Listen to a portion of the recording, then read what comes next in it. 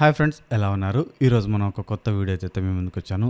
ఈ వీడియోలో మనం హైకోర్టుకు సంబంధించిన ఎగ్జామ్స్ అయితే కంప్లీట్ అయితే కావడం అయితే జరిగింది. దానికి సంబంధించిన రెస్పాన్స్ షీట్ అయితే మనకి ఈ రోజు అయితే ఓపెన్ కావడం అయితే జరుగుతుందనమాట. సో ఎవరైతే కోర్టు ఎగ్జామ్స్ రాశారో వారికైతే ఇదొక మంచి న్యూస్ అన్నమాట.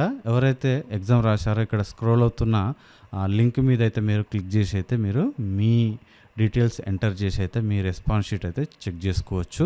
ఇక్కడ మీరు చూస్తున్నట్టు ఇక్కడ ఫ్లాష్ న్యూస్ అని ఉంది కదా, దాని మీద మనకి స్క్రోల్ అవుతుంది కదా, అక్కడ చూడండి. అక్కడ మీకు 18, 19, 20 అని ఒక లింక్గా వెళ్తుంది.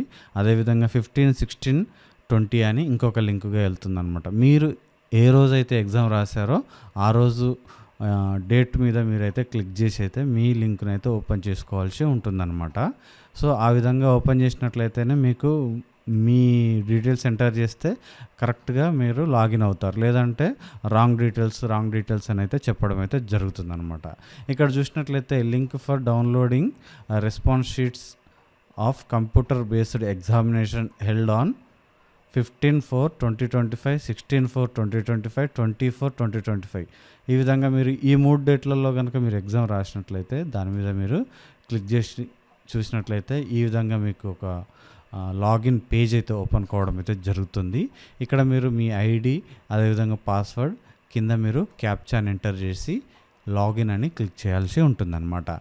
సో ఈ లింక్ అయితే నేను ఈ వీడియో డిస్క్రిప్షన్లో అయితే ఇస్తాను. మీరు అక్కడి నుంచి అయితే డైరెక్ట్గా కూడా మీరు ఈ పేజ్కి అయితే రావచ్చు అనమాట. డైరెక్ట్గా లింక్ ఓపెన్ చేసుకొని అయితే మీరు మీ రెస్పాన్స్ షీట్ని అయితే డౌన్లోడ్ అయితే చేసుకోవచ్చు.